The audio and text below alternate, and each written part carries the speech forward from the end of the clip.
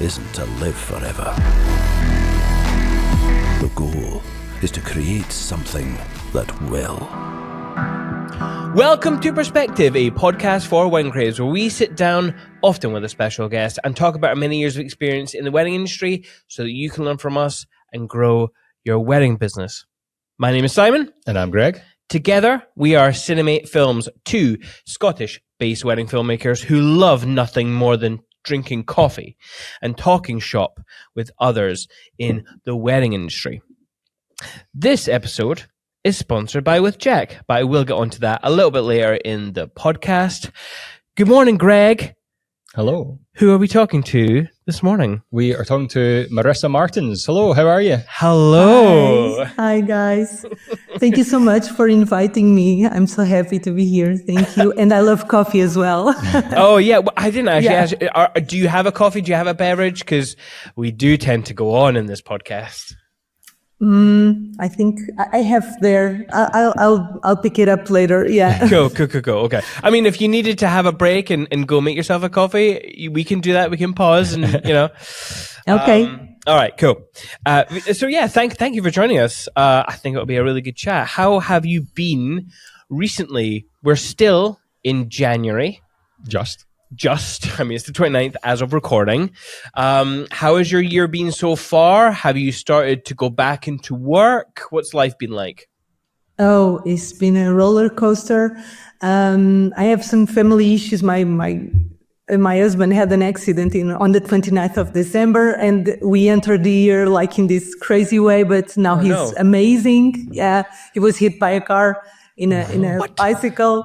So the beginning of the year, I was like, oh my God, how is going to be this year? But turns out it has been an amazing year already. I'm now prepping 2 speeches. I'm going to talk at Doc Day in February, and then I'll be talking at Way Up North.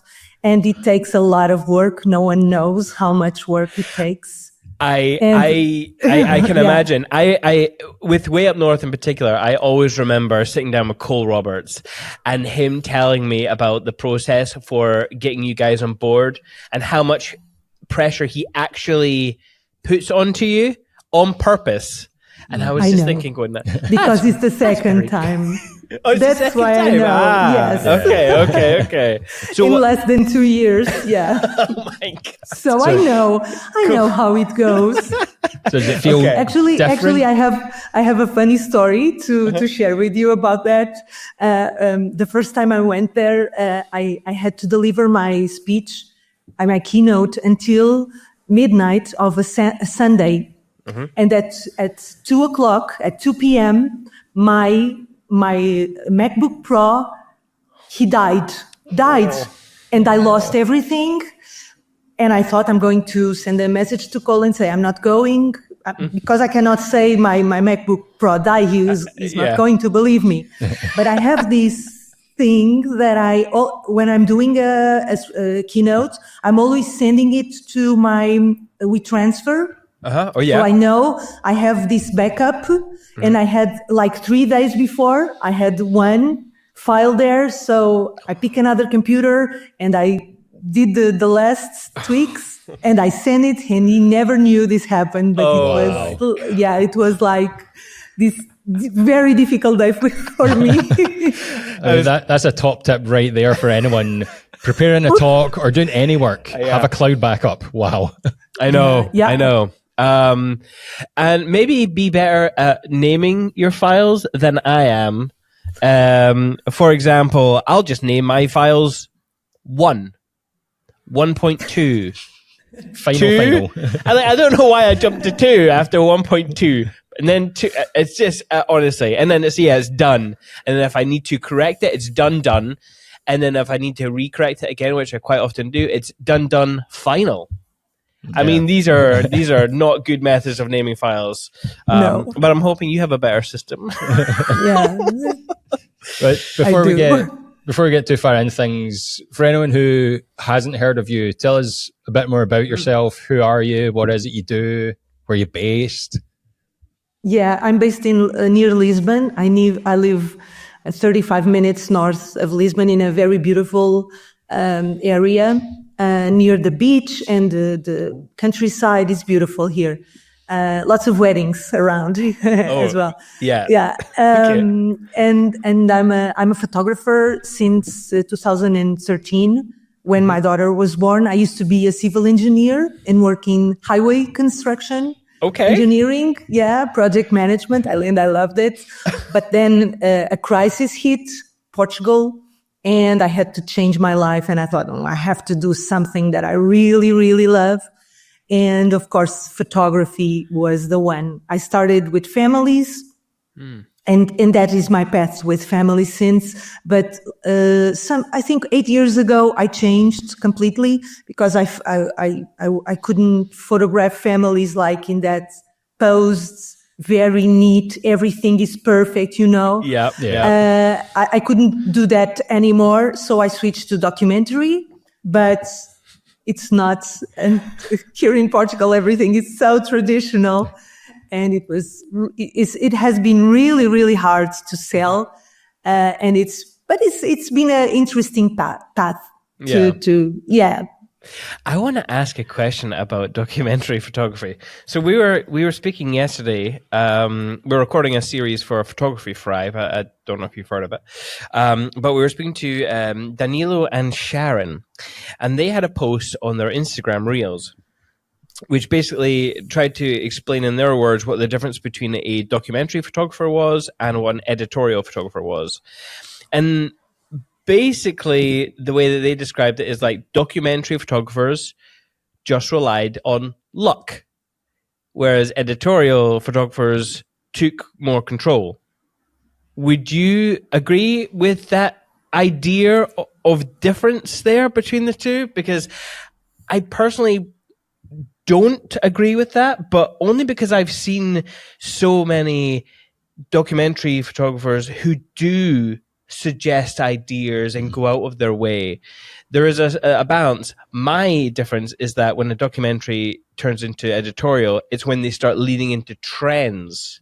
That's how because I've been thinking about this overnight.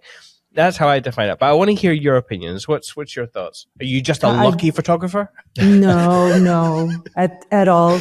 Okay. I think like once in 10 years, I get luck to do the photo. Once in 10 years. That's the luck I get. Yeah, okay. But on my daily basis, and I always look for a consistent work, I rely on a preparation.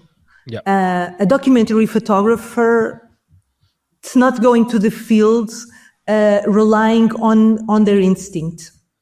It has to really invest in learning, so he can or her can anticipate the moments and know exactly the purpose that is putting in the photos. It's more about the purpose. It's less about the beauty. It's less about the how it looks. It's about how it feels.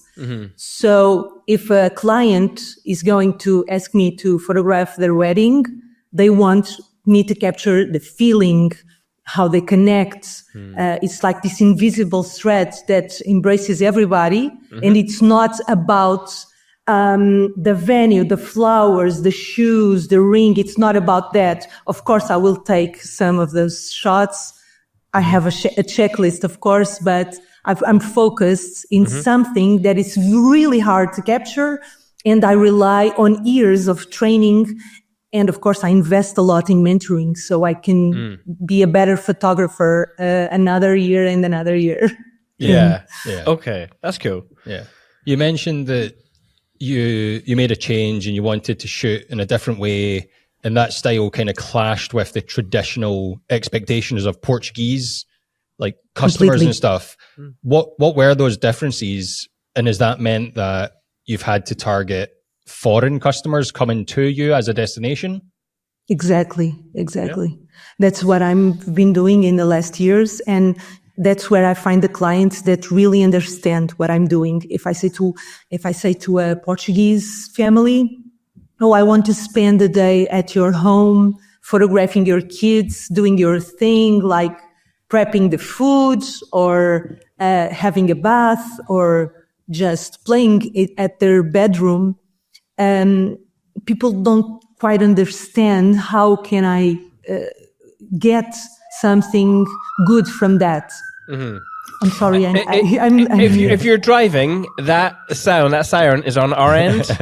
It's here because I'm in front of the hospital. Sorry. Yeah. So don't panic if you're driving. It's okay. You're safe. It's here. It's gone.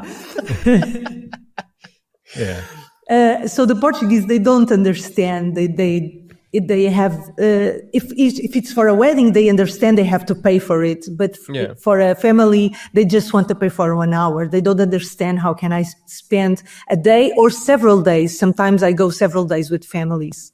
Ah, cool. So more but sorry, yes. I interrupted. No, somehow, during these years that I thought, oh, no one is going to understand this, and I always thought, oh, this is just in my head, but I did it with my heart. I never did it for the money or anything or visibility. I always did it because it's like an addiction. I love to do it. Yeah. And I always remaining do it for love, for the sake of doing it. Uh-huh. And now finally everything is coming together, and we are here talking. That's why I really believe that when you do whatever you love, at some point everything will come together. Yeah. Did your views on becoming a parent, did that change things for you? Did that have any perceivable difference to your images or the way you approach families especially with kids, obviously? Completely, because as a mom, I look at my child and I'm a new person. I can see a whole level of things that I didn't see before. Yeah. And I really resonate with images about hugs and kisses between parents. Sometimes I'm in the supermarket and I see like a child running into his mother hugging, and I have immediately have those. I'm feeling drawn into to photograph, and I'm just shopping. Wait, stop. Yeah. But I'm really drawn into that connection between kids and parents. I think it's magical. And I think a lot about something that I've heard at some point, that when people are on the deathbed thinking what was the best thing in their lives and what was really important, and it was the really important stuff in their life, not the material things, was that connection, that bond between them and their children and in their parents. So if I can capture that in a genuine and honest way, that's what I want to do. Yeah. How, in terms of those family sessions or holiday sessions that you do, if there's kids involved, people are always like, "Oh, that's just chaos working with kids." How do you embrace that chaos and find the beauty in it? Oh, that's exactly what I love.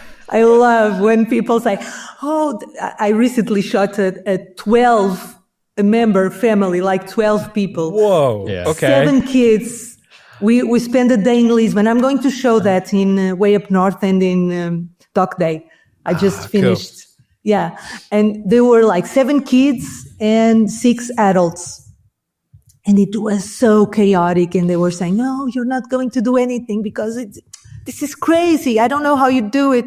And I was like, this is exactly what I was born to do. I love this chaos, and try to find some balance and things that fell in place. It's like doing a puzzle, and I'm like obsessed with that, like doing a puzzle with all this chaos, making sense to it. I love it. Yeah. Is it so when you're with families, are you able to, because I won't lie, I don't spend a lot of time looking at other wedding photographers' work, and I don't spend a lot of time looking at other family sessions either. But I do wonder, like, obviously being a father, it's a ride. of many mixed emotions. I have never felt so low in my life as to feeling like I am a terrible person than when I have kids, when I had that responsibility. But then at the same time, I've never felt so much joy in actually being around kids and just seeing how they experience life. I'm wondering, are you able to explore all these emotions during a session with a family? And if so, how do they allow you to open up? And I don't know, like, is it hard to explore many more emotions than just joy at a session? Because I would feel that extremely difficult. No. I think joy just comes after a while. That takes time. I need time to access their genuine, because like in the first 2 or 3 hours, they're like always aware of my presence. So during the day, I'm not like a fly in the wall. I'm like a friend that is going to be with them for a day. Yeah. And we talk like we are friends so they can feel ease and don't feel like observed. Mm-hmm. And I'm not always photographing. I'm talking to them. I'm talking to the kids. So at some point, and I can feel that. I feel that moment where they stop thinking of me as a photographer and just think, oh, I don't care. And they like lose their minds and yellow at the kids.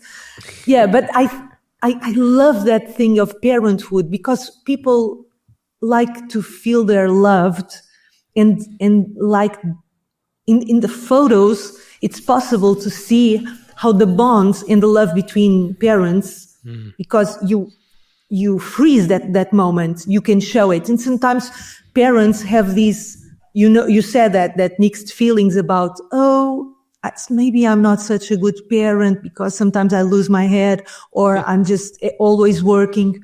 Yeah. And one of the things that I'm always trying to capture is that no matter what, people, father and son, mother and daughter, there's this unbelievable connection between them that they feel they are more, their self-esteem can be built or can go. Oh, how do I say? I'm sorry, this is in English. It's okay, you're doing great. I'm always thinking in my mother language.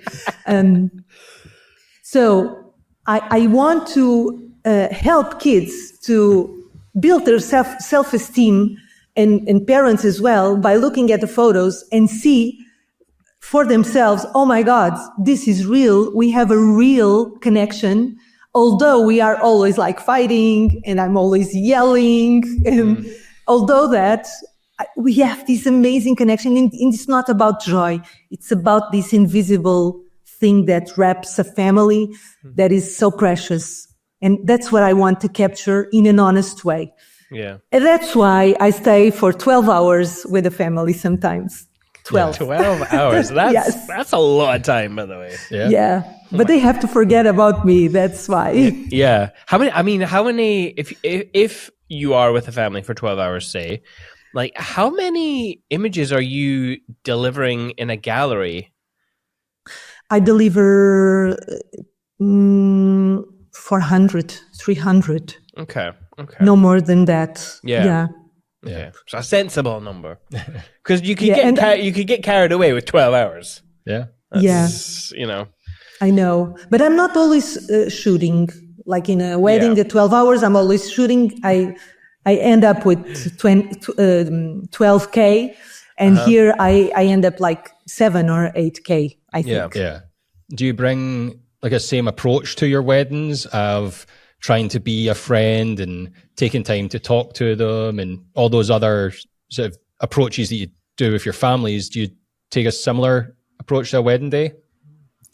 I think in weddings, I like to have that approach, but I like to leave them live their day and not interfering too much. I want them to feel like they really enjoyed the day, and I was friendly, but I didn't interfere. I didn't ask them anything. I was just there. And of course, the photos come up, and I didn't ask them anything. That's what I want, for them to feel, oh, it was so easy. We didn't have to do anything. She asked us. Yeah. That's amazing.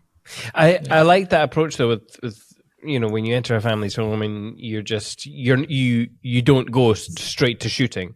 I think a lot of people make that mistake. I think more of us make that mistake at weddings than anything else. If I'm honest, the amount of video people I don't see a lot of video people at weddings, but when they tell me, they just go straight in and they don't say, like, they're just silent on the wall, like fly on the wall type. I mean, that's cool, but have you spoken to anyone? There's sirens on our end. If you're driving, I know a lot of you listen to this podcast while driving to a wedding. It's a siren on our end. Okay, so a lot of us, do just go straight in and don't speak to anyone. And I mean, that's cool if you're wanting to create those type of voyeuristic shots, but it does you are noticeable. And I think when people bring in that kind of oh, who's he? There's an energy that is created when you don't speak to people at a wedding, because it's supposed to be an intimate day. The bride's with her bridesmaids, her best friends, the most important people in her life, and then there's a random stranger who's not talking to anyone. That's weird. Don't be that weird, people. Learn from Marisa here. Go in. Don't even have your cameras around. Just go start chatting. Just be a person. And hopefully that weirdness will dispel itself. Yeah. I don't know. I mean, did you learn that naturally, or is that your personality to just be more of a, I don't want to say calming influence, but you do kind of fit that role. When you start talking to people, there is a letting loose of tensions. Yeah. Was that a learned thing for you, or is that just you as a person, you can just bond with people naturally? I think I'm a little bit an extrovert, so I like to talk to everybody. Yeah. My husband is the opposite. He's always saying, "Oh, you are terrible," but I really, yeah. Okay. He's the opposite. Okay, but I really like to learn about others and not just to please them, or I'm really interested to know how they feel, what they're thinking. When I arrive at weddings, I always ask them I want to be presented, how do you say, I want to meet mom, dad, the grandmother.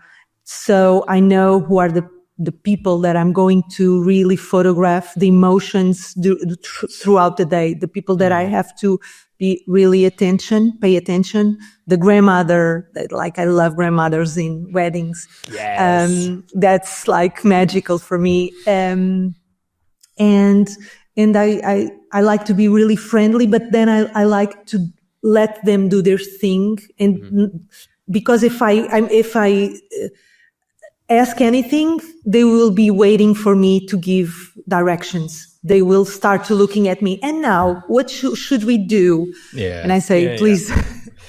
And I don't like that, really. Yeah. Oh, another. This is, again, we were spoken to this about. It was using the phrase "just be natural." Again, that was something that Danilo and I'm sorry, guys. Just because I've been thinking a lot about our chat yesterday. But yeah, have you ever said "just be natural"?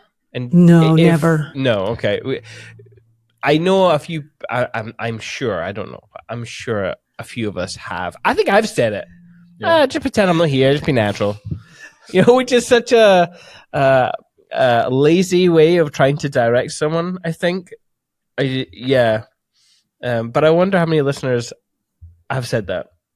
Are there any alternative suggestions? How would you word a sentence or a feeling, or just to say to a couple the equivalent of just pretend I'm not here, just be natural? I had recently an amazing wedding, very fun. It was amazing. And the couple said, "Oh, we don't want to do the couple session. We don't want those photos. Not for us. We just want documentary." And I said, okay. So I'm not going to do those photos, but you have to go with me for a walk and we just talk for 5 minutes, okay? We're just going to talk. I'm not going to take so many photos of you. Don't worry. And so we were talking, very fun. I was like getting into them and asking how they felt during the ceremony. So taking their minds off the photos. Mm-hmm. And then I said, so I'm just going to ask you one thing. You go there and you come back, and it was like 20 meters or something. You go there and you come back, and you don't have to do anything more. You just go together and come back together, okay? And they went there and came, and I did my thing, and they said, "Oh, is this just this?" And I said, "Yeah." And they said, "Oh, so we are going to do it again." "Okay, please do." Okay. And they started to laugh. And at some point, he was like, "Oh, I never thought it was so easy." And they felt really relieved that I'm not posing them or asking anything. And that relief and that feeling loose, that's what I want to capture when they touch, when they look at each other, when not just, that thing. Ugh. Yeah. Yeah. And in our pre-wedding meetings with couples, I'm always sort of explaining to them that, the couple session is just a time for them to get away from the guests and be together on the day, because they don't have much of that. So exactly, a lot of it's done before the wedding, where it's like, ignore the fact that we're taking photos or video and just enjoy a moment together. And that sort of makes them be natural, if you know what I mean. What is your process like in the lead up to a wedding to get to know a couple? Do you have questionnaires you send out or video calls? Yes, video calls. I think it's the better, so we can see if there's chemistry. I don't do a lot of weddings right now. I decided I wanted to do weddings that really are aligned what I do, because if I do so much weddings, I don't have time to focus on my day in the life sessions that sometimes take more work than a wedding itself in terms of culling, and it takes a lot of work. So if I'm doing lots of weddings, I don't have time for my day in the life sessions. So at this point, I really like to choose the weddings. And I love like the micro weddings, very small, because if they're very small, I'm like one of the bridesmaids. I feel like that. I'm there. I know everybody. I know the names of everybody, and I'm like having fun. Like I'm bride's best friend, and that's a way that I can really get inside of what they're feeling and listen to everything they're saying. And that's what I love. Like sometimes destination weddings here in Portugal. And for me, wedding is part of family umbrella. It's family, because they're doing the wedding and the next year they're having a baby, and then it's part of family. It's everything together for me. Yeah. With capturing weddings of couples that come from abroad, are there very many repeat clients? Like, do they invite you over, or do they even come back to you and say, "Hey, we're going to holiday back near where we got married. Can you come back into our lives and capture our 1-year-old?" Or, does that happen a lot? Not a lot, but it happens. But it's not, because they get married, but then to come back, it's not immediately. They have to take some time. Yeah. But they come back.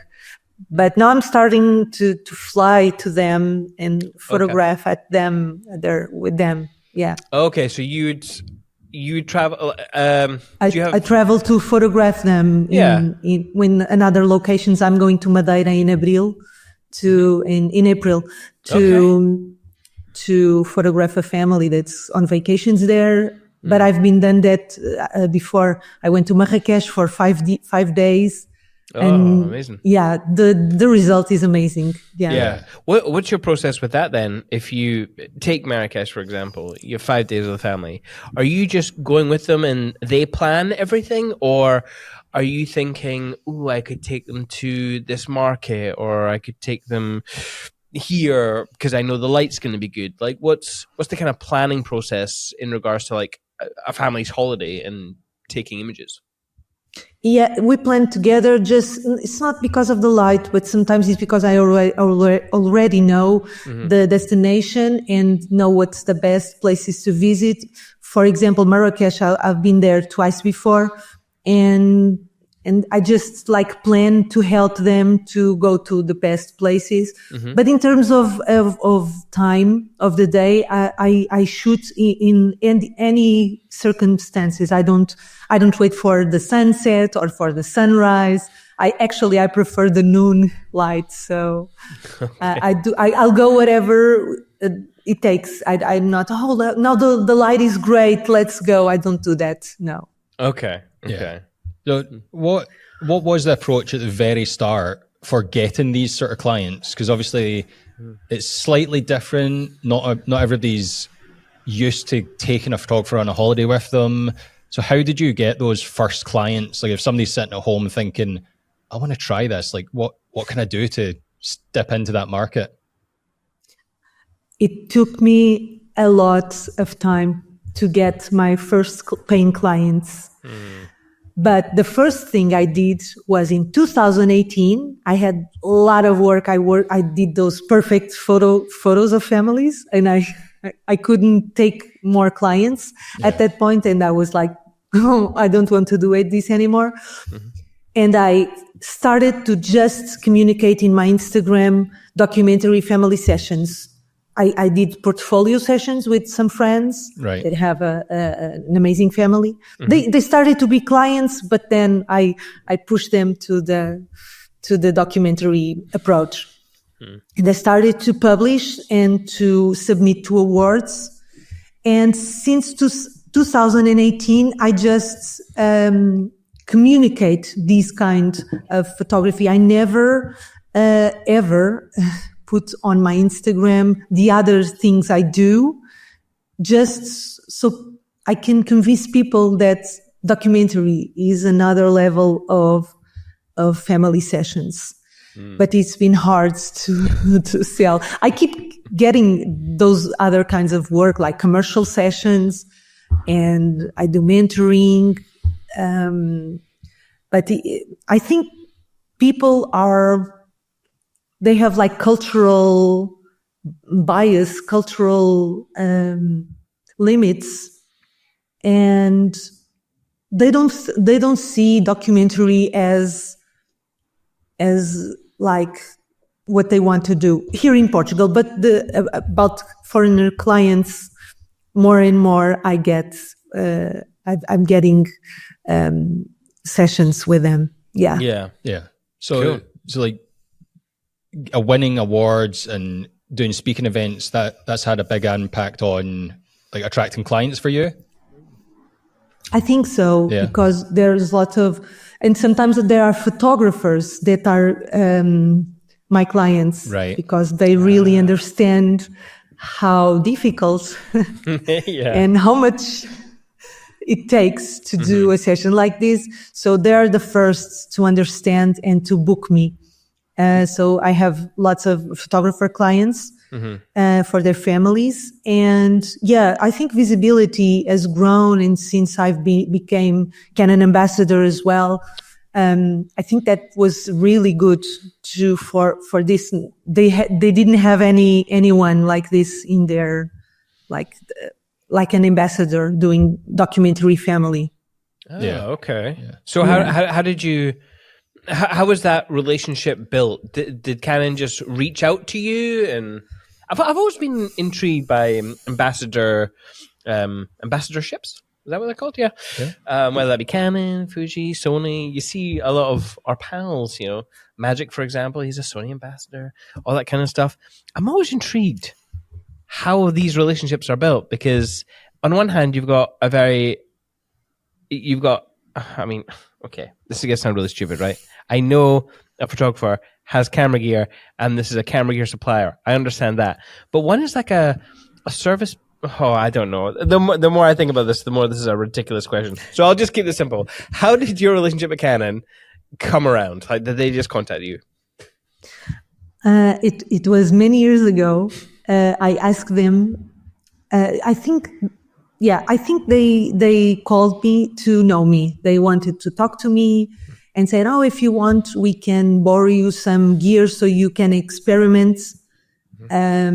Like I remember the first lens that I asked them to, how do you say? It's borrow me a lens was a 24, 1.4. Yeah. Okay. 24 millimeters. This was 2017. And since that, I asked them to borrow some gear. And at some point, they started to asking me to, can you test this camera? It's going to come out soon. Can you test and send me the photos? And I said, of course, let's do this. And I started to do these small campaigns with them. And then they asked me to do workshops and master classes for other photographers. And that was since 2017. We've done lots of things. And at some point they asked me to do the EOS R, our launch, mirrorless, the first mirrorless camera. They said, you can make a video, do whatever you want. And they gave me full freedom. And I was like, really? Nice. Really? You're doing this? And they said, yeah, you just have to use the camera and just talk about what you felt. And you can be honest. I was like, okay, let's do this. Yeah. And that was an amazing project, because at that point I thought this is the perfect timing to show how is the behind the scenes of a full day in the live session. And so I took a videographer with me, and he took me footage of me working, and then he put on the results, the photos that I was taking, and I talked, and yeah, it was amazing. At some point, I was working so much with Canon that naturally they said, do you want to become an ambassador? But I have to send my application to the Canon Europe. They are the ones that decide, not Portugal. Yeah. Okay. And now I'm assuming that you've just got Canon cameras coming out of every pocket in your bag. No. Oh. I don't. Oh no. I don't. Actually, I'm always with I always have my 35 with me. Yeah. Well, it's always with me, but it's because I love it. It's not because it's coming out. No. Yeah. So what else is in your camera bag then? What body is that? Is 35 your go-to lens? Yeah. 35 now this one, the 1.4. And my cameras are R6 Mark II, both. I have R3 as well, but I use it only in specific events like gymnastic or like sports or something that is I use R3. But for my day-to-day basis, it's the R6 Mark II. And in last summer, I had the R5 Mark II for 1 month to test it when it came out. And I was blown away because I started to do some video footage as well I was taking photos of in the live sessions. And at some point I did some video, and I was really happy with the result. I never been happier with the result than the R5 Mark II. Yeah. It looks like cinema or something. It's beautiful. Yeah. Oh, very cool. Very good. Do you think you'll incorporate more video into your portfolio? I think it would be interesting. I want to do that, but I have to practice. I think it's very important to have the voices of the kids and funny things they say at some point. they say in this summer, and next summer they are saying another kind of things. So to freeze not only the photos, but have these little things they say, like a multimedia pack with a little bit of video. Of course, the photos are the main thing. Yeah. I'm really thinking of doing that, but using the R5 Mark II was the first time that I really thought of doing it, because I was blown away by the result of the video. I don't know if you already tested as video. No, we're Sony people. I'm sorry. Oh, okay. Okay. Yeah. I mean, not for lack of trying. There were years where I was holding on hope that Canon would come out with a good video camera, and they let me down, and it forced me. I mean, this was years ago. Yeah. Forced me into Sony because they just seemed to care a little bit more on the video side, whereas Canon just... But yeah, the R5 and more of the newer, like, Canon got there eventually. Oh, yeah. And it's now like, oh man, if we'd have just stuck around, could have been good. I think this is the moment. Yeah, Yes. Full on video now. Yeah. Even this one, this is a VCM. This lens, it's like for video as well. It has this smooth zoom in and out. It's beautiful. Yeah. I love it. Hey, Greg. So you want my discount code? Going back to like the awards, if someone wants to seek out some of that recognition and maybe get the accolades of winning awards, what advice do you have for them for finding the right one to submit to or being noticed by these sort of lists? There are some platforms that do this of the awards things, and I think people have to find platforms that they connect with. I connected with This Is Reportage, that you know, of course. I think that's the platform that is most truthful, that you don't have lifestyle being sold as documentary. Right. Documentary, and like I respect. This is the platform that I most respect. Is This Is Reportage. The other platforms are more open to other kinds of photography, and maybe people can start with that, with the other platforms as well, because This Is Reportage is very hard to get an award. But I think awards are it's like a challenge. It's a challenge it's not for others, it's for you. So you can build stronger work and see what really resonates. What wins awards are very strong images that you can incorporate in your portfolio. So I think it's important to stay in awards for that and to see what others are doing. And of course, it's very important, the community, to seek help from your friends that are doing the same that you do. And I have this beautiful community that really helps me to, do you like these photos? What should I send this week?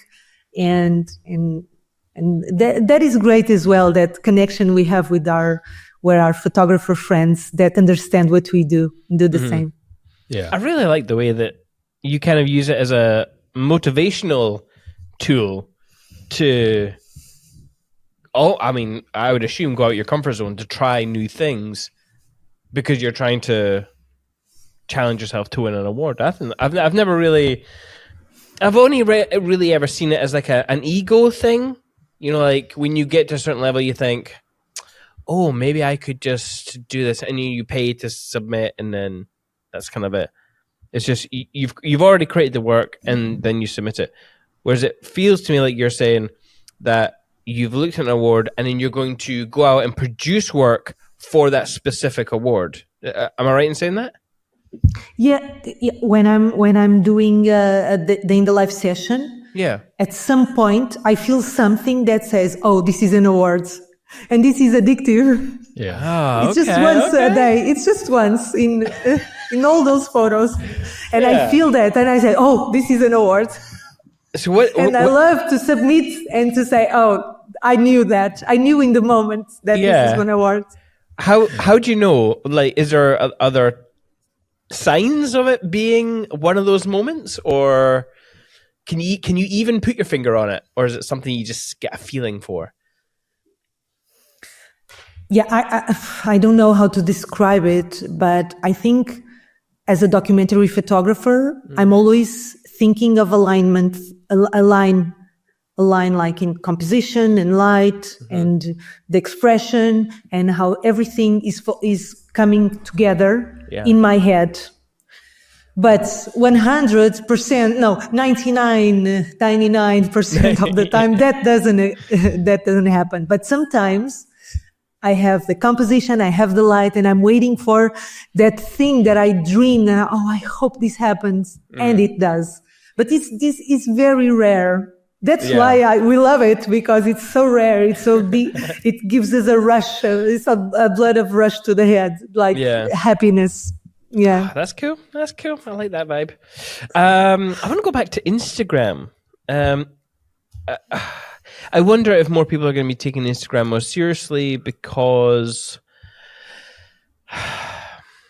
it seems to be still the most valid tool to, display your portfolio. Not that you should probably use it as a portfolio display alone. With Reels, it gives you a really great opportunity to speak directly to clients, and I think you should be using it to speak directly to clients and not just going, "Hey, this is what I do." But what's your approach to Instagram? And again, I'm assuming that it is your website and Instagram that you focus on. Yeah, I focus on both. Okay, but I left Instagram very loose for me. I had this, and especially since I won that award of Photographer of the Year in 2023, I got this imposter syndrome that is not a good thing. That now you're the Photographer of the Year. What are you going to show us? I got I cannot show anything because I don't like anything. My work sucks. What? Yes. What? So I didn't publish anything for a long, and I and my friends were all, but you have amazing things. Why can't you show anything? And I couldn't just do it. And I think it's everything in our head. So last November, I said, I'm done with this. I have to change my mindset. This is all in my head. I have to change my mindset. I have to go back. It doesn't take so much effort. I don't have to do these beautiful texts. I just like captions. I just have to put my work in the world and see what happens. And I think it's a humble thing. Sometimes your ego are like, oh, you're too good.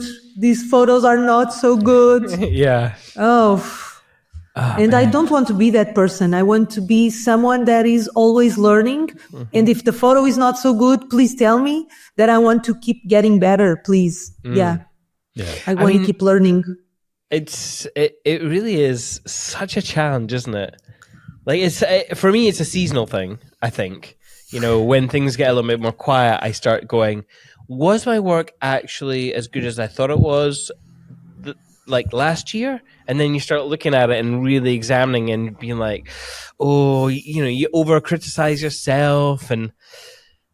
But I don't know, you always have to go back to your couples and be like, well, what did they say about their experience? What did they say about the images or the video that you create? And every time it's a great, everything is just great. So I don't know. It's that kind of obsession with being as good as you think you are, then that is definitely ego right there. Mm-hmm. And I think I'm pretty bad for that. Yeah, I think so. You mentioned that you're always learning and trying to improve and get better with every photo, but you also teach as well. So what have you learned from going out and doing some teaching, in your talks and stuff, and putting them together? Have you learned anything in doing that process? Oh, I learn a lot. Each time I sit to produce, no, I don't sit. Let me just tell me how is my process. Since the moment I'm invited to talk, I fall asleep and I wake up thinking of what I'm going to say. And I'm always taking notes. This obsessive work. Since Cole invited me to this going again to way up north. And I was there less than 2 years. So everybody has seen my work. Everybody has listened to me. So what am I going to... But what am I going to say, like new, that I haven't said before? And I'm trying to, I have to focus on the theme. So I wake up with an idea, I write it, and it's excruciating. So in this process, I learn a lot because it makes me read a lot and take notes and organize these ideas I have about my work. And just by organizing them and like in bullet points, it helps me a lot to my photography grows with that. Because like documentary, everybody think, oh, it's luck. It's not. I have tools. I teach those tools to my students. I'm always thinking about those tools I have, like technical and emotional tools. And just by writing them and really thinking about what I'm going to say, it helps me to grow as a photographer as well. And of course, I really learn with my students. We have like Zoom meetings every month, and they talk to me. They tell me what they feel, what they are drawn to, and I really learn with them as well with my students. Yeah. Can you tell us one of those technical tools that you've kind of learned or that you teach or implement in a session? Technical tools. So. Like the aperture you use has an amazing and a great influence in what you're trying to say. So, for example, if you have like these 2 layers and you want to tell a story of these 2 connected layers, they have to be connected. You have to have an aperture that gives you that you can read both layers at the same time. Your aperture has to be really small and everything has to be in focus. So that blobby thing, you don't have like a blob that you cannot read. That's one of the tools. The other tools, let me think. When you, like, sometimes we use those, now is a trend, I know. The slow motion, slow shutter. The slow shutter. Yeah. So in documentary, we only use it if a kid is running or is in the bike and he's doing that on and on and on. At some point, you are trying to capture that movement. But I teach my students to only use it if the kid has this expression of like really happy or really enjoying that moment as he's on this bike. If he's doing that in this, like, your photo is not good enough because the expression is not matching the technical tool you're using. Yeah. For example. Yeah. Are there ways that you can influence that kid to smile? No, I cannot. Okay. No. Okay. No. I don't mean like smile. Because if I do, it won't work. If I do. Okay. No, okay. In the beginning, I thought, let me influence, let me see what I get. Yeah. And throughout the years, and I do this for many years, I learned that when I don't say anything and I just rely on the photo gods, I can promise you they will pay me back. I promise you, they will pay me back 1,000 times more than I just say, can you smile or can you, if I wait, something amazing or even more amazing will happen. Yeah. I think the whole, like in wedding photography specifically, when something becomes a trend, that's when other photographers jump on that and they forget to do it with that siren's intention. That siren's on our end. Just talk through it. There was one time I was listening to a podcast and that happened, and I got so panicked because I couldn't see anything. I pulled over to the side of the road in busy traffic, and everyone was like, "What's this guy doing?" I caused an awful trouble. So it's just safety, Greg. What was I saying? Like they end up doing it without the intention, and they do it just because they think they should be doing it, and not because it suits the moment or suits the emotion. So I think that's a definite good tool to try and educate people on. Yeah, that's quite good. It must be hard to, because there are seconds where you have to make a judgment as to, like, is this a moment worth capturing? So I can understand why some people want to encourage an image to happen, because I don't know. It's but a you lot can easy. feel it. You can feel it when you say something. You can feel in the expression. You can feel the photo. It's not genuine. I can read it. I can read if a photo. If the photographer said, "Oh, do that," or do kids jumping on the beds. That may most of the times is fake. Okay. I mean, for video, I suppose that's actually what we do naturally. You have to just not incorporate yourself, because as soon as you get that kind of fourth wall breaking, they're looking at you. You do the moment's not usable in a shot. It needs to for a video. It needs to feel like you're genuinely watching something that's actually happening. So I suppose, yeah. I don't know why I had so much trouble understanding that, when actually it's a very video thing that we do. Just stand back and just watch a moment happen. Hey, I'm Ashley from With Jack. I'm one of the sponsors of the Perspective podcast. With Jack helps to keep photographers in business by supporting them financially and legally if they have problems with a client or they make a mistake in their work. We've all had that fear of our CF card or our hard drive failing and losing important photos. You can find out more at withjack.co.uk. Head over there and find out how we can help you be a confident creative. So you've captured all these images. Are you leaving a family, going straight home, or wherever you're staying? Do you instantly back up stuff? I know we talked about how you had a file that was backed up to the cloud for your way up North Talk, and you got saved. But talk about your workflow in terms of, like, as soon as you leave a family, then what?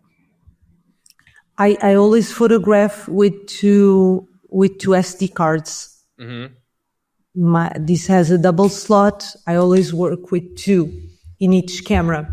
But in the live sessions, I only use one camera most of the time, 35 and just one, because it's long day and I think 35, it's the way I think.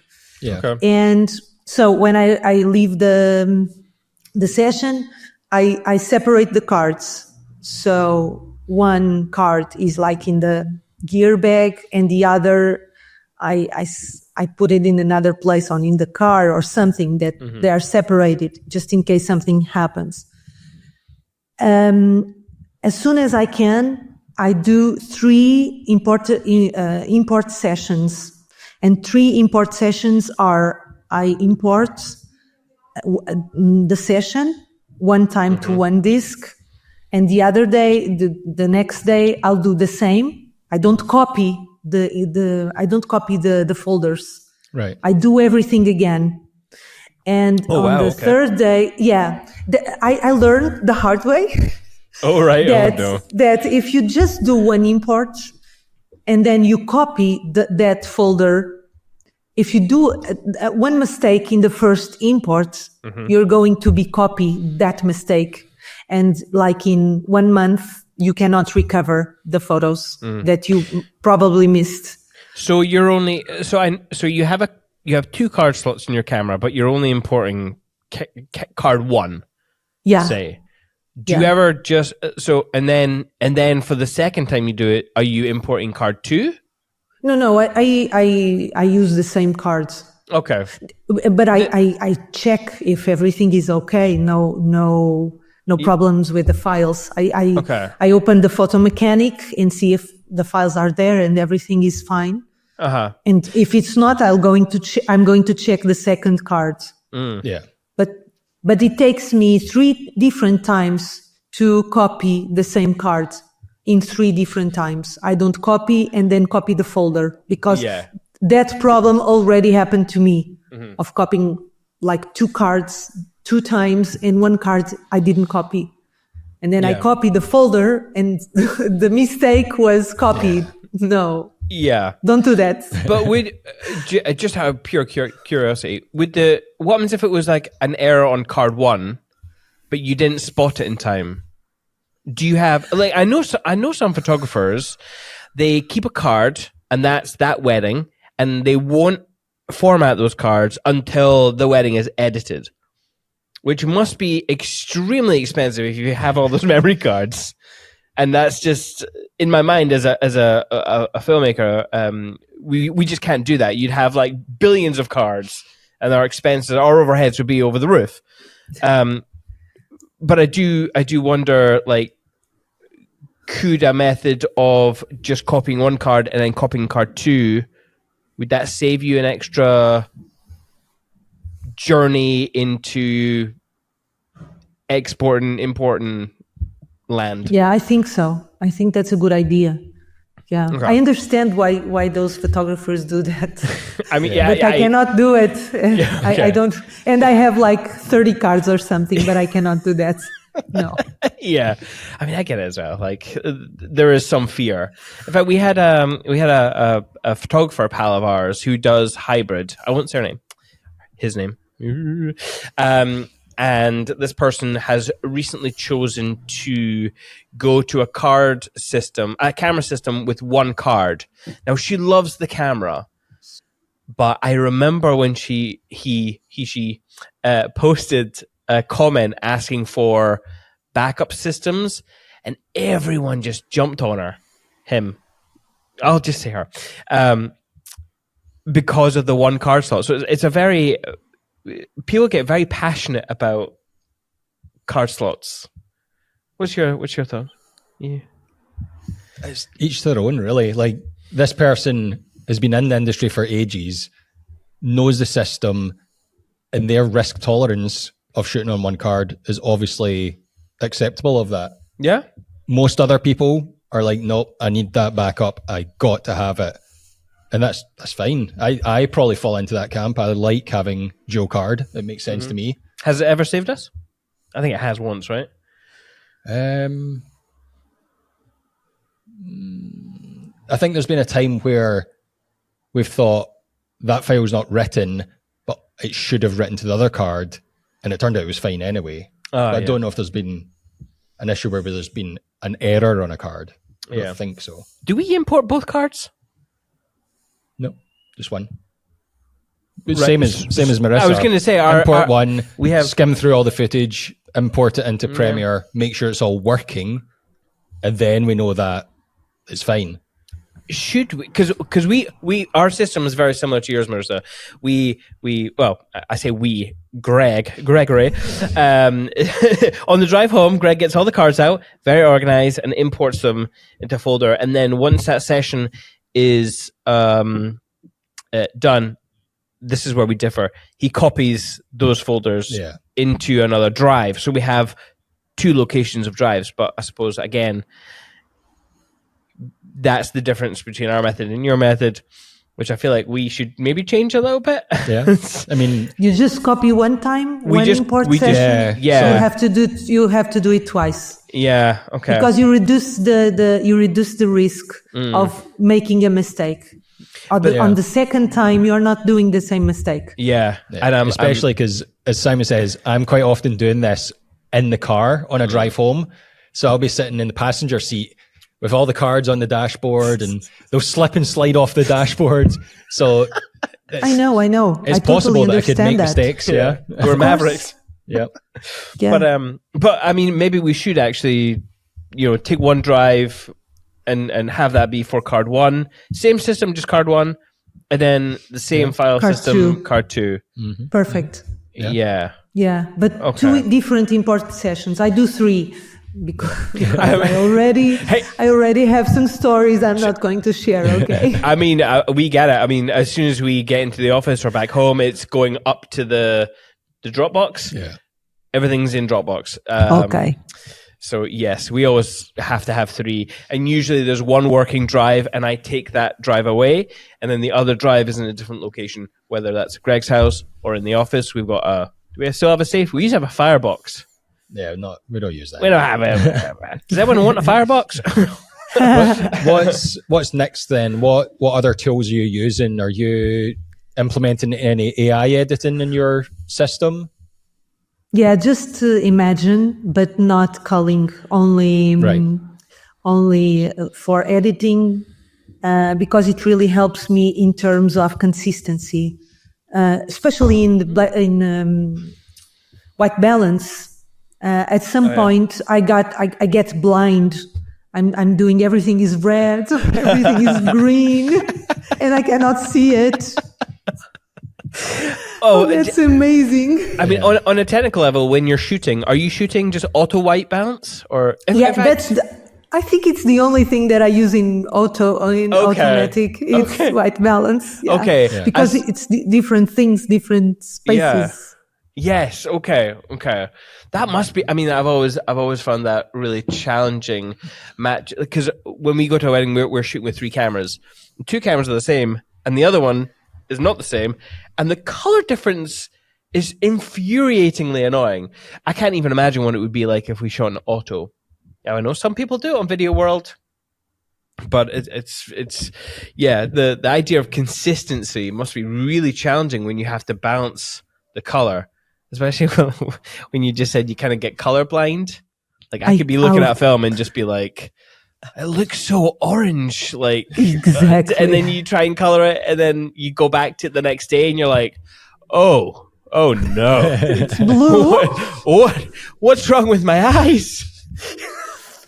Yeah, and this way, I think Imagine helps me because my editing, it's not a trend thing. I do very, very natural colors. And it's just a little bit of exposure and a little bit of doing the white balance. But I want the photos to be as good now as good in 50 years. I don't want to, this is so 2018 with those orange tones or something, and then the green tones, and I don't want those trends in my work. I want to be very I hate the word timeless. Nothing is timeless, but I hate that. But I want them to be as true as what I see as I can, the colors. So that's why Imagine really helps me, is because throughout a session, 400 photos, or in a wedding, more than 1,000, it's so easier right now to do the editing. And so I focus more on culling. And I think culling is a very important part of my work, because that's what I'm saying is it's so much, it comes from the culling part, I think. Yeah. Do you find it quite challenging when you're at that stage to, like, say you have a scene, like a moment that you want to capture, like there's a moment you have captured, and say there's like 10 images of that moment. I don't know if there is. How would you know which one of those images to keep? And would you have the discipline right off the bat to just delete all of the rest of the 9? Yeah, you would. I have. Okay. So totally. what gives you that confidence in an image? It happens. Sometimes I don't have so much confidence and I choose 2. This happens a lot, okay? Yeah. But it's not 9. Sometimes it's 90 of the same thing. Oh my and God. I have to decide 1 or 2. Okay, I decide 2. Yeah. So what I think is, what was I was trying to say? What draws me into this moment? What was I was trying to think or say by doing this? Okay. So that has to be the main thing. And if people are on the photo that are not contributing, are not giving nothing to the scene or to the thing that I saw, I am going to choose like the close-up or something. And then if they are similar, I will choose the most that has most tension, or the expression is more wide, but it's always for the bigger tension, bigger expression. Like it's like this peak of the moment. That's what I choose. Okay. Even if the light is not the best, even if the composition is not the best, moment is my favorite thing. I know everybody has different things. Yeah, they do. Yeah. Oh, that's so interesting. Yeah. I'm for the moments, although I think like composition it's like the language of what we're trying to say. And it's so important, the composition. And of course, light it's the magical part. Yeah. Has there ever been a moment where you've tried to intentionally try to say something with an image, but when you reflect, like during the culling stage, for example, you've thought about another meaning that this photograph could potentially have? Oh, has that ever happened? Yeah. Or you've always been? No, so much. Okay. So much. Yeah. Yeah. There's one time I have one photo. It's on my portfolio. That was a girl, and she was trying to climb her like the drawer. I don't know how you say it. Yeah, you know? Like a chest of drawers. Yes. Yeah. And she was like trying to climb, and what I was trying to say, or I was trying to take the photo was of her climbing. And I was thinking, this is about childhood and always trying to find adventures in your own room and putting yourself in dangerous situations. Mm-hmm. But at some point, her mother, with her newborn sister, was like putting things, and she bent and she tries to catch something. And I frame it. Are you seeing that photo? I remembered it on your Instagram. And I thought, no, this is not about the girl. This is about motherhood. This is about women like juggling everything, newborn and a little girl, and she's trying to climb, and mom is trying to clean up the room. And sometimes I go to the scene with one intention, and I'm thinking one thing, but sometimes something happens, and I shift what I'm trying to say in a second, and I try to incorporate that idea I have. Yeah. I really like this. Actually, it was gonna be on one of my show and tells. Oh. I feel like I played it quite safe with my show and tells. Yeah. But yeah, I really like this image because there is that kind of like danger aspect to it, and I'm quite drawn to that. I feel like if I was, I always try and put myself in that perspective. Like if I was there, seeing that child do something kind of dangerous, how long would it take for me to jump in? Because I feel only life-threatening, only life-threatening situations. I photograph when they hurt. I let them be. Okay. Only life-threatening. There's a bravery in doing that. Like I have to applaud that kind of mentality there, because I would get so nervous. I don't know. I don't know if I could be that brave. Yeah. I've screenshotted that Instagram post. I'll try to remember to talk to my editing self to remember to put it in so that people can see. Yeah. Is that right? If I do that? Cool. Okay. That image, it sums up like being a parent of two. You've got to make that decision. Like, I'm holding this one. Do I save that one? I don't know. What do I do? Yeah. Oh, what a challenge, man. Yeah. Parenthood. Whoa. But how do you, being a parent yourself, how do you juggle being a mom and being a businesswoman and an ambassador and an educator, and like that seems quite overwhelming?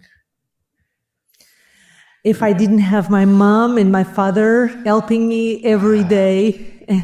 Yes. Of course, my husband helps too, but he has his own business and he has his own things as well. But my mom and my father are my safety net for me and my daughter and my husband.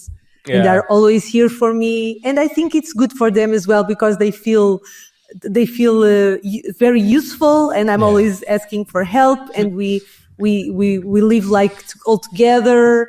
And it's so good. I want to have them the most that as I can while they're still here. Yeah. So I think my superpower are my parents.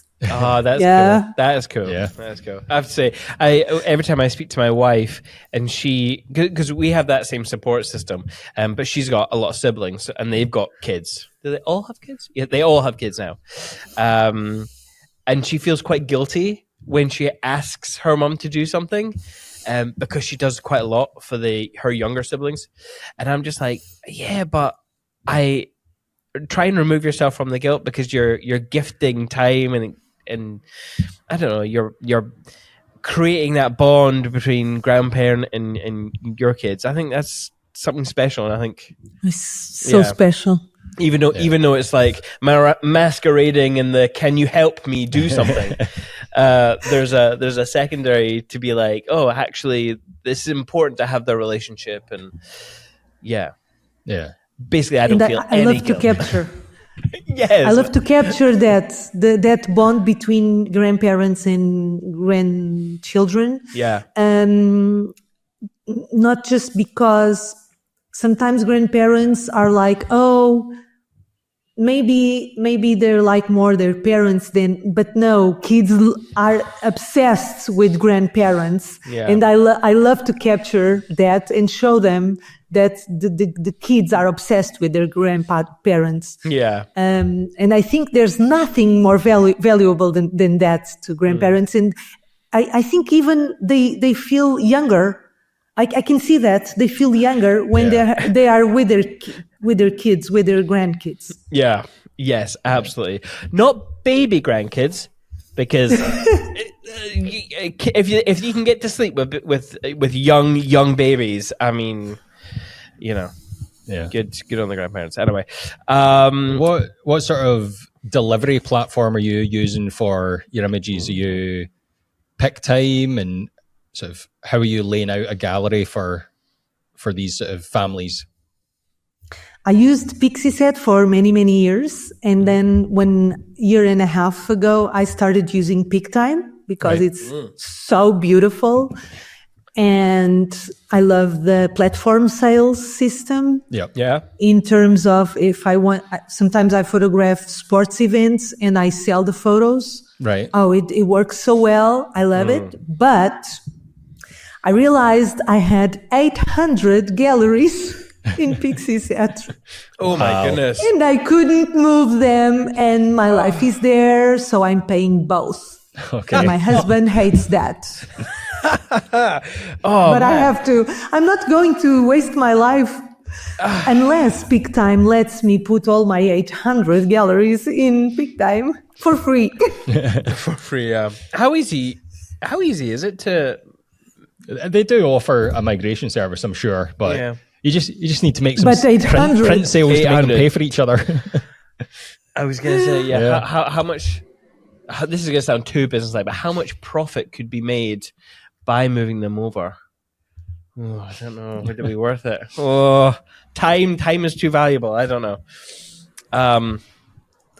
Oh, that's funny. I didn't even think to ask actually what delivery platform, because we do sponsored episodes with PicTime. I know. Yeah. I heard. Yeah. And I'm a big fan of Pixelo as well. I use the Smart Slides. Right. Yeah. And Smart Slides is amazing. I cannot live without a good slideshow with good music in it. You know that because you're filmmakers. Yeah. So I do films with my photos, and I think adding music. There's another alarm. It's a fire alarm. It's on. It's Wednesday. Late. It's meant to be Wednesday at 11. It's late. Hang on. I'm so sorry. What a day. I'm sorry, Marissa. No problem. What is going on? So many disasters in the world. So yeah, are you using those slideshows in every gallery you deliver? And is that part of getting the emotion across? Is that the first punch that they get? Yes. Yeah. I used it since day one as a photographer, and I could never left slideshows. Slideshows are like the doorway into my reportage, because I do the selection of the photos that goes into the slideshow, not all of them. Mm-hmm. It's always a small portion, like 100 photos. And I tell a story with my vision, like the way I see the session, and with the music, I think it takes the person on a trip, on a ride into the photos, and they can really dive into the feeling. And all people always love it and always feel the photos with more it gets more emotional, and they cry, and I love slideshows. I will never leave slideshows. Maybe I incorporate some video in it, maybe in the future, like listen to the kids talking. Maybe I'm going to ask Pixelo to incorporate little videos. Yeah, that's cool. Are we at show and tell, or should we? Let's do it. Let's do show and tell. Let's do show and tell. So, show and tell is where I've gone into your portfolio and picked images that I like, or I want to hear the behind the scenes story of, if you can remember. First of all, I didn't actually check. Can you see the TV? Yeah, I can. Okay. Again, I feel like I played these images fairly safe, I feel. But I don't know, just something really genuine about your work that I really like. And this is probably the first one that I thought, there's 3 kids here. Are they brother and sister? And if they're brother and sister, how come they're not fighting? This seems too peaceful. Yeah. So, I quite like that. Plus, I mean, kids are always moving and fidgeting and all that kind of stuff. But this younger child here, the girl. It's the girl and 2 boys. Yeah, right. Okay, the girl. She's looking up at something. So I'm intrigued as to this moment, whether or not you suggested it, although I'm going to assume you don't. I'm getting from our conversation that you don't do that. You don't do that at all. No, I do. I'm totally against it. Yeah. Okay. I would never even look at the photo and love it if I did something to build the photo. Yeah. This is a day in a life session in Lisbon. Sometimes foreigners come to Lisbon. This was an American family, 3 kids. Okay. And they came to spend the day in Lisbon. It was 40 degrees, was so hot. Yeah. Ooh.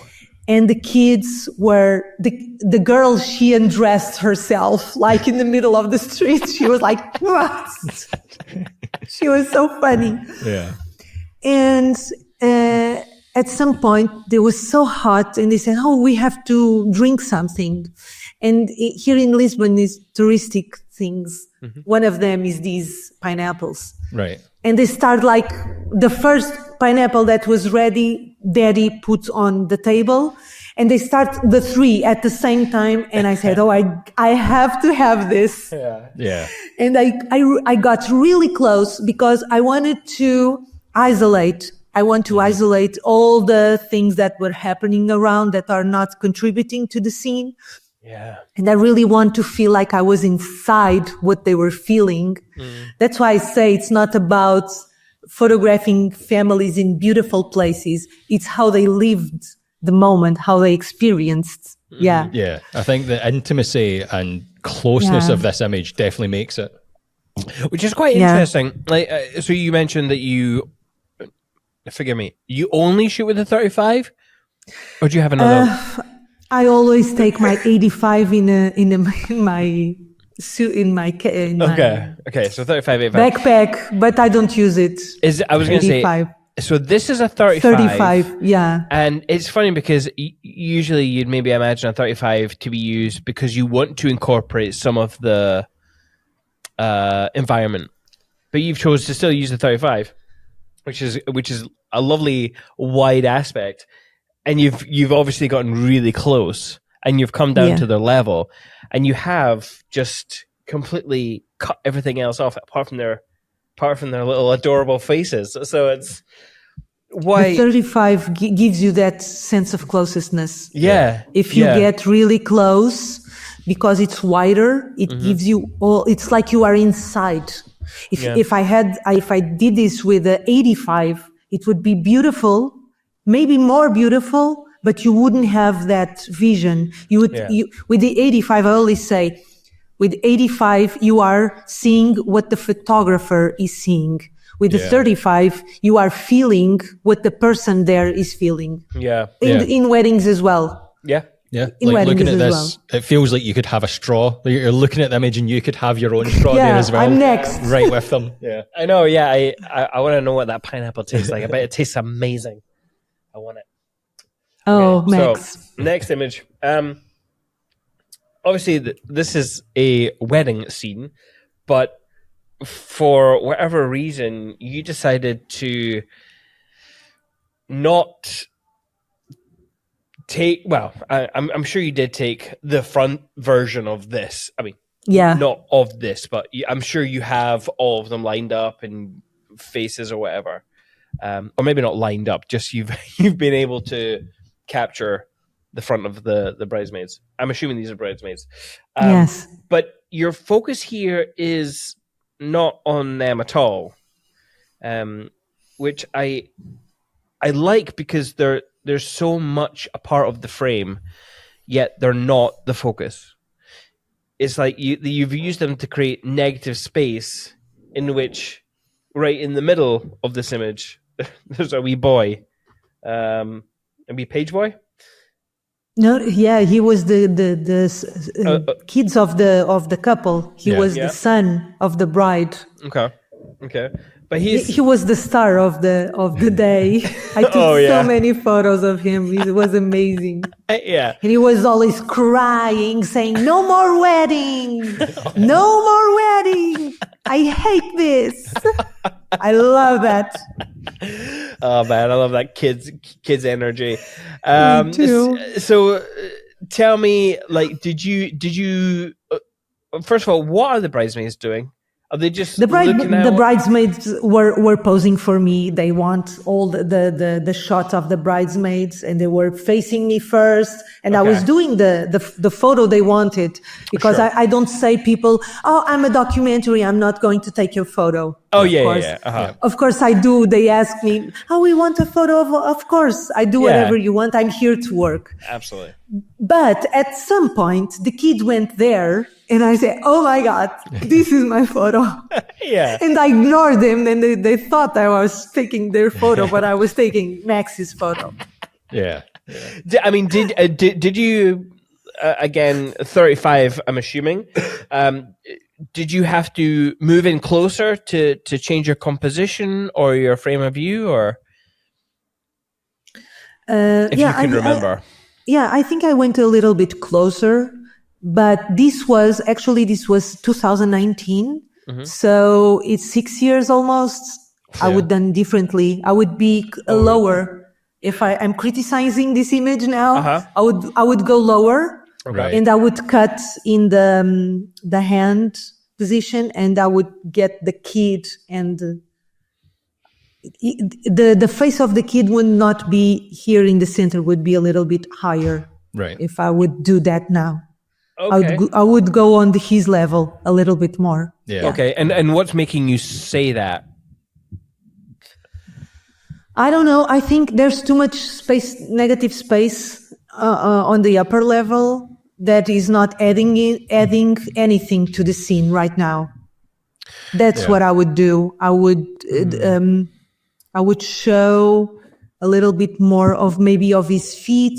Maybe I don't know if I could see his hands or something, but more information and less black space. Now that I can critique this image after so many years. This is the joy of going back and looking at your own work. Like when you're putting a talk together, you're probably looking at your work and going, "Oh, I love this, but I would change this now." And it's a good thing to do as a photographer.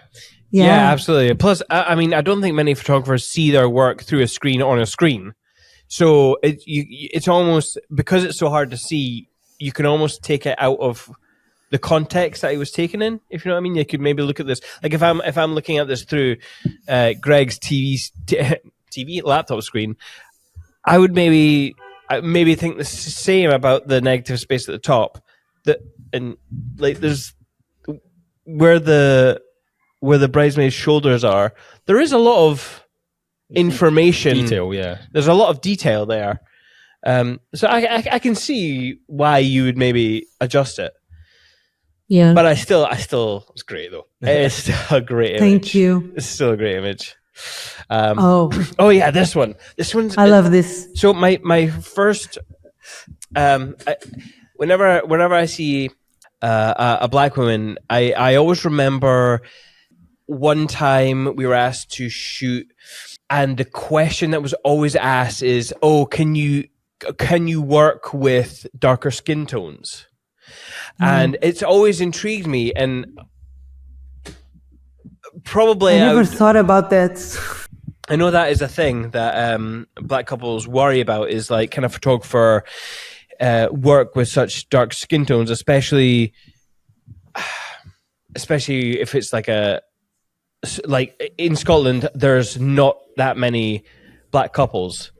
And so they do, when they go to a supplier, that is kind of on their forefront. And I know they worry about that, and especially for like mixed race couples as well.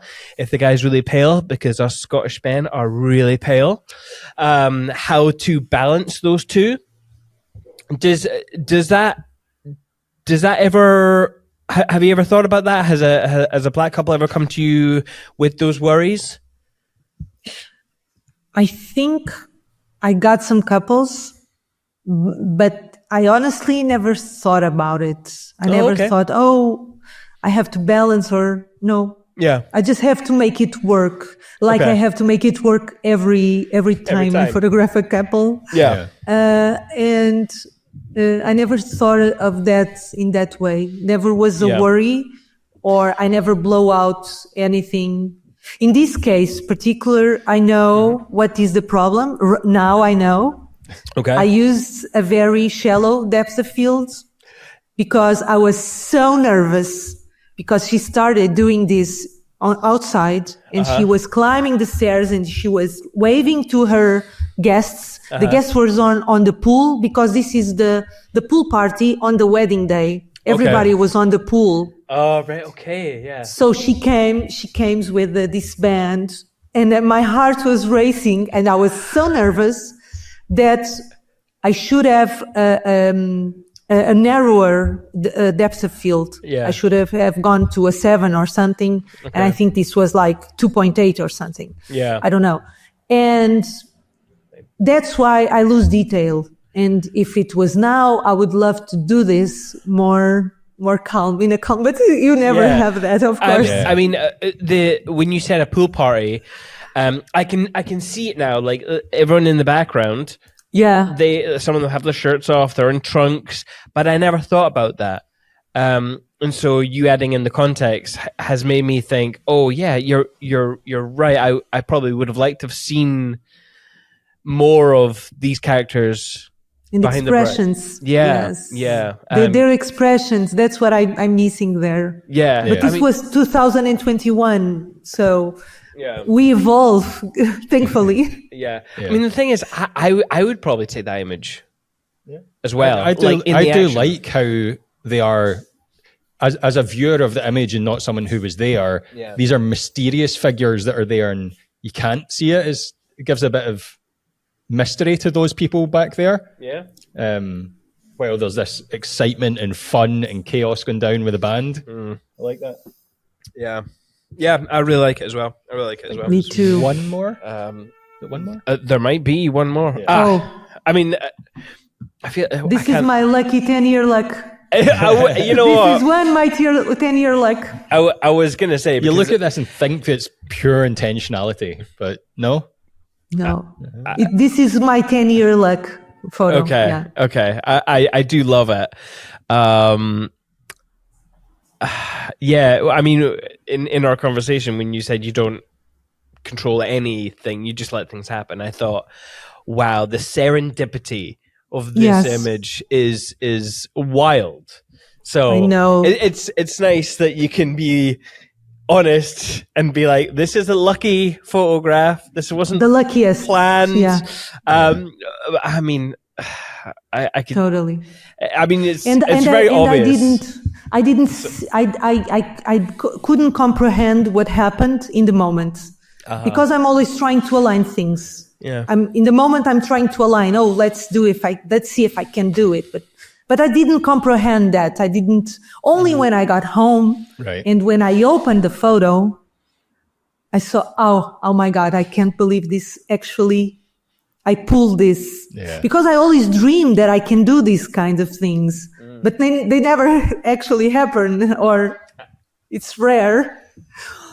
But when I saw this, I was blown away. Really, this is my 10 year Yeah. I mean, it is a wonderful image.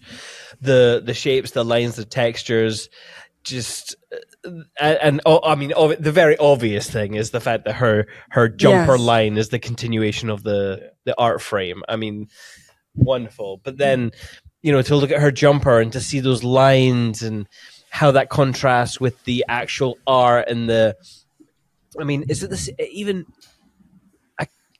Is she wearing or he wearing navy blue stripes? Navy blue stripes. So it's how? I mean, come on. How? Yeah, I know. And then I don't know how much work you did in terms of pushing and pulling the corners of an image to get this. I mean, those horizons are perfect. Can you remember your post process on this, or were you tweaking to? Yeah, I think the first version was a little bit more distorted because it's a 24. Right. It was a little bit more 24. Okay. Because I was doing street photography this day, and I think I did this photo because I was just working with my gut this day. I was not working. I was just photographing with my. Don't even think about it. Just shooting with my. Not intentionally, but I was at the 24 and it was a little bit, and then the barrel distortion. Just a little bit, but it was not manual. It was automatic, it pushes things together, and I don't know how you call it. It's alignment. I don't know. In Lightroom, that puts things a little bit more. It didn't change. It didn't change the original. It was just a little tweak. Yeah. I mean, you. So I was looking to see how much tweaking you may have done in terms of looking at where the light falls, looking at where the shadow falls. Were you standing directly in the center of frame, trying to look at the frame distance? Was it you're maybe a little bit to the left of the image? But I mean, so little. This was a second. Because she was turning and she went away. Wow. She did a turn and went away. Amazing. And when I saw the photo, I was like, oh my God, this happened. I can't believe this. Was this the 24 that you borrowed from Canon?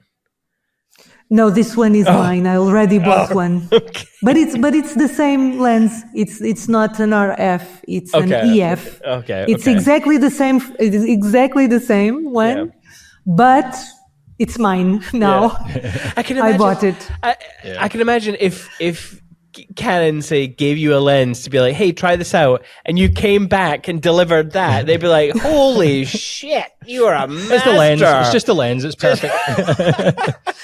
They didn't use this photo for my portfolio, unfortunately, because of the rights images. Yeah. Oh, right. Yeah, that image, that painting that has rights images. Yeah. Makes so sense. That is not on my. It's my favorite photo ever, and they didn't use it in my portfolio. I get it. That makes sense, though. Yeah. You know what? I never even thought about that. Yeah.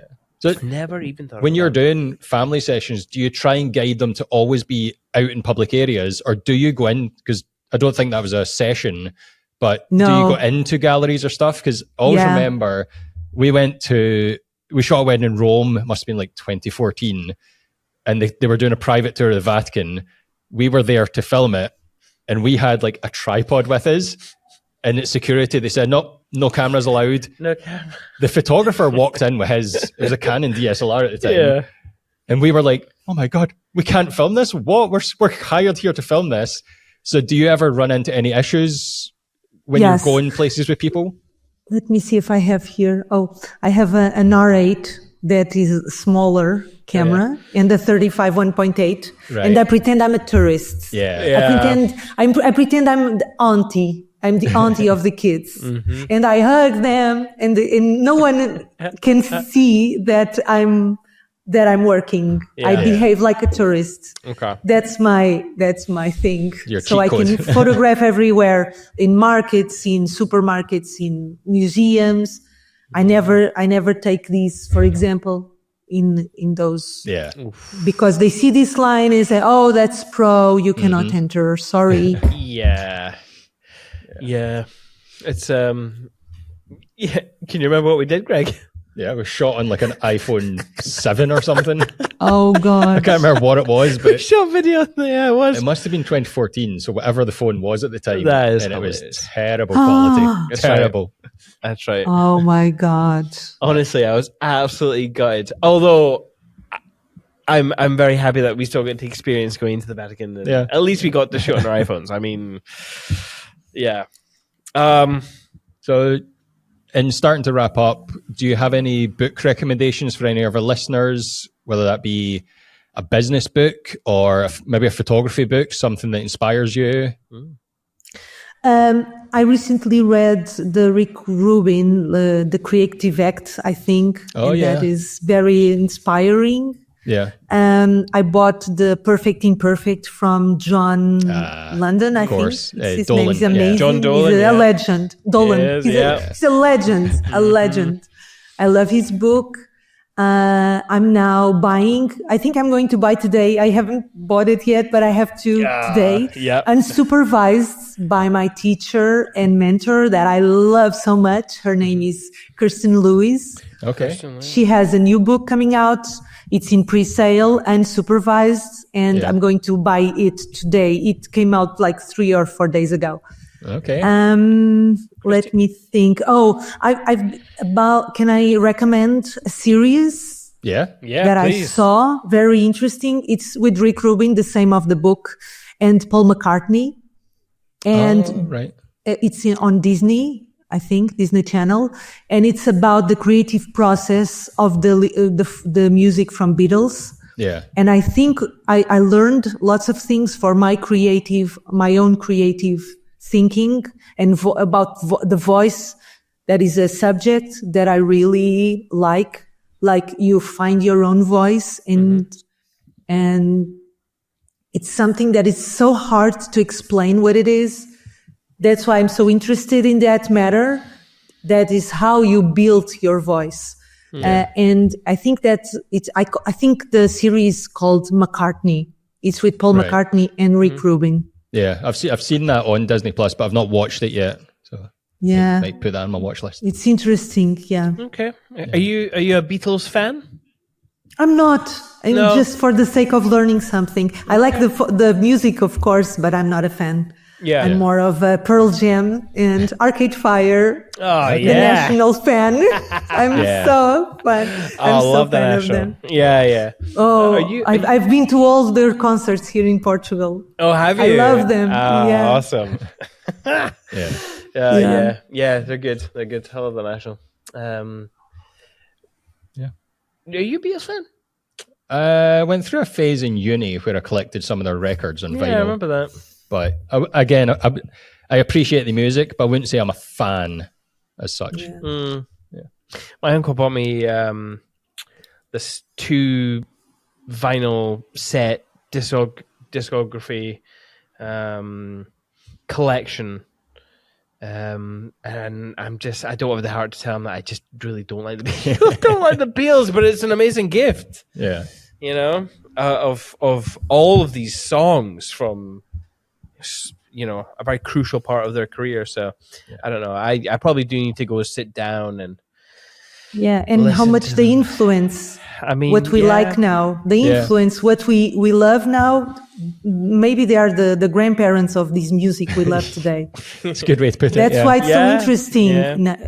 Because sometimes I can hear their voice in today's music. Yeah, I get that. So I don't know. All right. Well, thank you very much, Marisa, for joining us. And by the way, where can people find you online? What's your Instagram handle? My Instagram is Marisa Martins Fotografia in Portuguese. I don't know if you can find me. Marisa Martins Fotografia. But my website is easier. It's dayinthelivephotographer.com. Day in the Life Photographer. I have to change my website so I can reach my new clients. Yeah, that's a good URL to have got. Like, I know, yeah. Wow. Yes, there's you share the same name, Marisa Martins. I'm saying that very Scottish. Sorry. Who is a model and I know, and she's beautiful. Yes, business. I would of love color. to photograph her. Co-founder of Business of Color. I don't know. I wasn't following her. I have followed her because I don't know. I just think she's really cool looking. Really cool. Yeah, I would love to photograph her. Yeah. Maybe I can because I have the same name.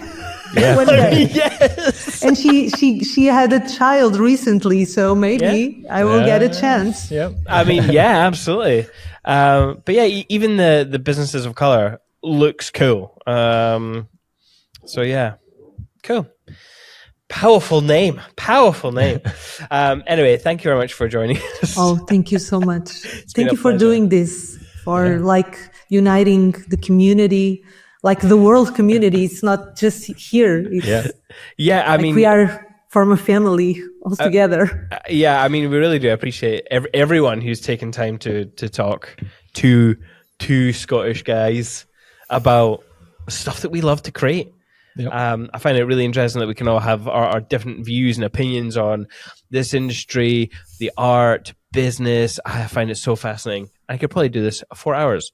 In fact, literally, we do. we literally do. We had 2 podcasts yesterday, and we were recording for like almost 5 hours. 5 hours of just talking shop.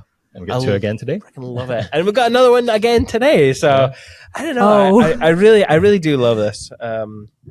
It was so easy for me. Really easy to talk to you. Very open and warm. Thank you so much. Oh, really. Thank you. Thank you for inviting me.